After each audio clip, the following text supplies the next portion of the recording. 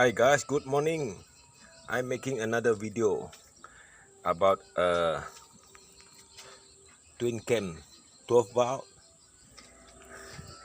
Pro 2 Viva, similar to Daihatsu.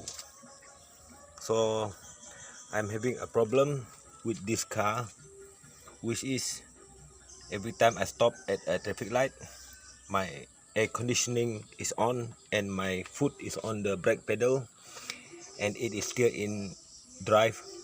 The car rattle a lot. So I've been finding the problem quite some time now, and I finally find out what is the problem. I've changed the plug, I've cleaned the plug, I've changed the oil, everything I do, still this car is still rattling. And you look at this, located on the top of the throttle body. So I've opened the screw already. I've taken out the screw already. Okay, over here, take out the screw and I'm going to pull it out to see what is the problem. Oh, it is very dirty, so we need to clean this up. You can see